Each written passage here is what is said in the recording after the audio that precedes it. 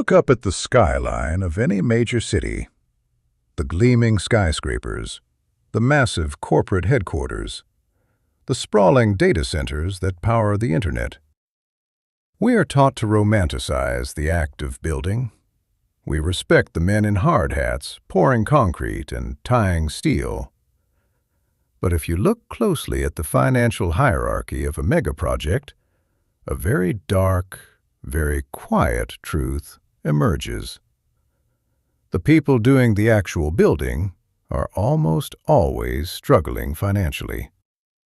The developers funding the project are taking on terrifying amounts of bank debt. So, who is actually making the guaranteed, massive, risk-free millions?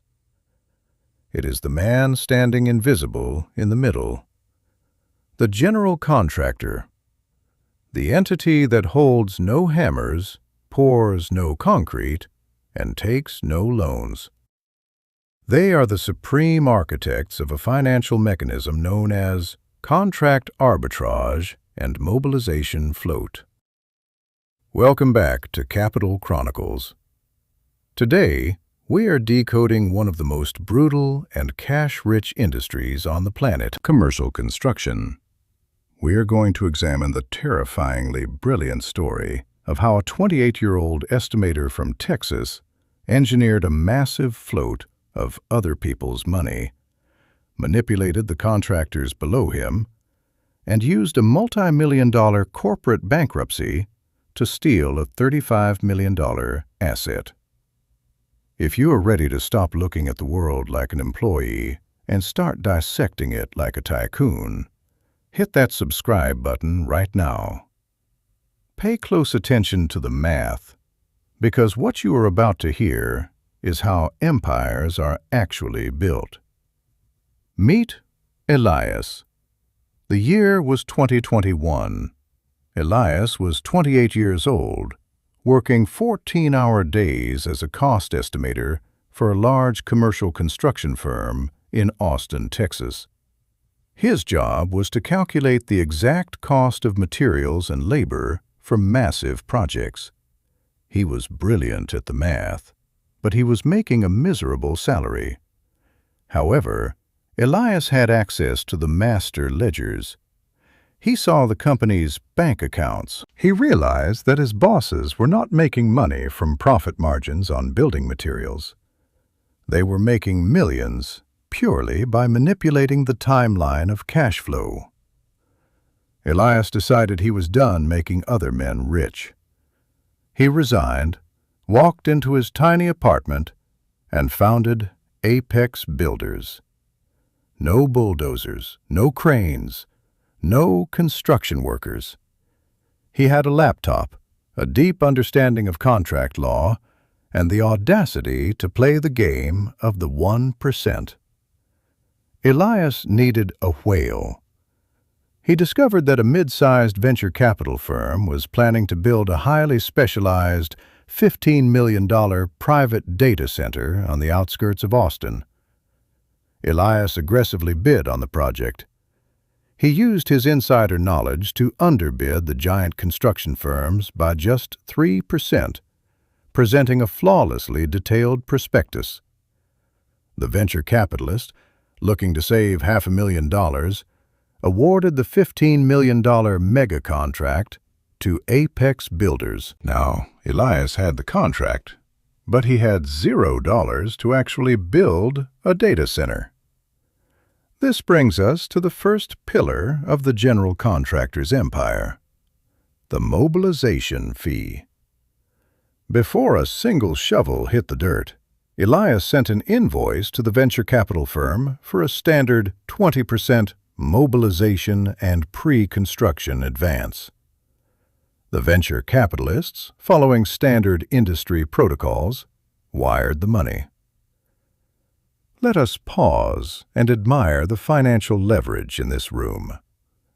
Within 30 days of starting his company, Elias had $3 million of pure, liquid cash sitting in his bank account. He didn't borrow it from a bank. He didn't sell equity in his company.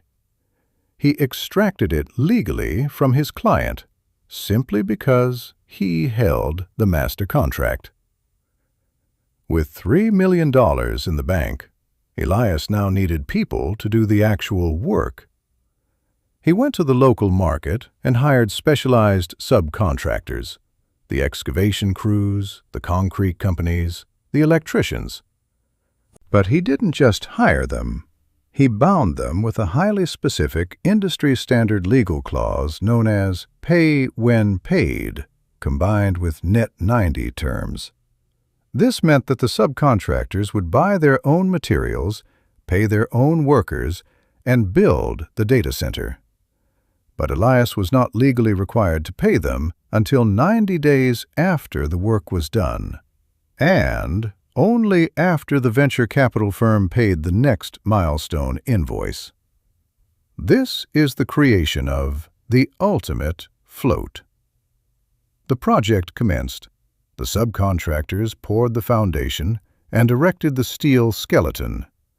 Month after month, Elias billed the venture capital firm for the progress. They wired him millions more. But Elias delayed paying the subcontractors for as long as legally possible, hiding behind the net 90 clauses. By month 8 of the project, Elias was holding over $6 million of cash in his accounts. The developers thought the money was paying the workers. The workers thought the money was coming soon. But the money was floating in Elias's empire. If you understand the absolute genius of the pay-when-paid clause, type Contract Empire in the comments right now. If you think it is a brutal way to treat the working class, comment brutal. Let's see your perspective on the harsh reality of capitalism. Pause the video and drop your comment. Elias didn't use that $6 million to buy a yacht. He used the immense cash float as proof of liquidity to secure massive insurance bonds. With those bonds, he bid on 5 more multi-million-dollar projects across Texas. He was using the float from Project A to conquer Projects B, C, and D. He was an invisible king, ruling an empire of subcontractors fueled entirely by delayed payments. But leverage is a predator. It waits for you to feel safe, and then it strikes. It was the summer of 2022. The tech market suddenly contracted. The venture capital firm funding the data center had made catastrophic investments in other sectors. Without warning, the VC firm filed for Chapter 11 bankruptcy. Their assets were frozen. The funding for the data centers stopped immediately. Elias woke up to a financial apocalypse. The data center was only 60% complete. The cash flow from the top had vanished, but the legal liability from the bottom was erupting. Over 50 subcontractors, plumbers, HVAC technicians, steel workers, had millions of dollars tied up in the project. When they heard about the bankruptcy, they descended on Elias. They threatened to place mechanics' liens on the property, which would freeze all assets. They hired aggressive lawyers to pierce the corporate veil and sue Elias personally. Elias was trapped in the middle of a burning bridge. He had $6 million of the float sitting in his bank, but if he paid off the angry subcontractors, his cash reserves would be wiped out.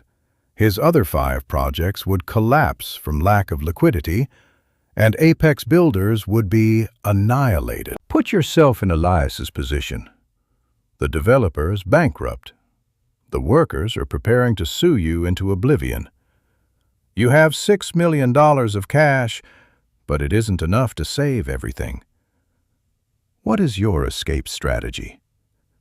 Drop your master plan in the comments below.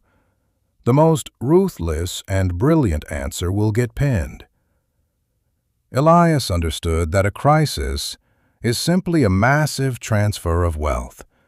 He didn't run, and he didn't drain his cash to pay the debts. He looked at the half-finished data center not as a liability, but as a distressed asset. He knew that the bank, which had originally loaned the money to the bankrupt venture capital firm, was now stuck with a half-built concrete shell. Banks hate unfinished construction. It is a toxic asset on their balance sheets. They just want it gone. Elias walked into the commercial lending department of that bank. He didn't walk in as a panicked contractor. He walked in as a buyer sitting on $6 million of cash. He offered the bank $5 million, paid immediately in cash, to buy the foreclosed data center and the land it sat on. The bank, desperate to clear the toxic asset and recover some liquidity, accepted the fire sale price. Overnight, Elias used the float, the very money he had delayed paying the subcontractors, to buy the multi-million-dollar project outright. Then, he executed a checkmate that belongs in textbooks. He called a meeting with the furious subcontractors. He stood at the head of the table and said, "The venture capital firm is dead. Your contracts with them are worthless. If you sue me, you will spend 5 years in litigation and get pennies on the dollar. However, I now personally own this entire property." He looked them in the eyes and offered them a choice. You can walk away empty-handed, or you can finish the remaining 40% of the build at cost. In exchange, I will convert the money you are owed into a 10% equity stake in this data center. The subcontractors had no choice. They wanted a return on their investment. They agreed to become partial owners. They finished the data center. 6 months later, with the tech market stabilizing, Elias quietly shopped the fully functional, state-of-the-art facility to major cloud providers. Amazon AWS, needing immediate server capacity in Texas, bought the data center from Elias for $35 million in cash. Elias paid the subcontractors their share, making them whole and then some. He walked away with over $25 million in pure, liquid profit.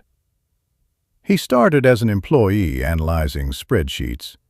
He became a middleman manipulating the float. And when the system collapsed, he used other people's money to buy the board, rewrite the rules, and crown himself the king. This is the supreme law of capital appropriation. The working class focuses on the product. The middle class focuses on the profit margin. But the 1% focuses on the timeline. They know that whoever can hold the cash the longest without paying interest wields the power to buy the world when the market panics. If this breakdown of contract arbitrage and the construction float changed how you see the world, smash that like button. Share this documentary with an entrepreneur who needs to stop playing the game and start owning the game. And if you are ready to decode the next forbidden wealth strategy of the financial elite, make sure you subscribe to Capital Chronicles. Keep your eyes open, control your capital, and build your empire. I will see you in the next one.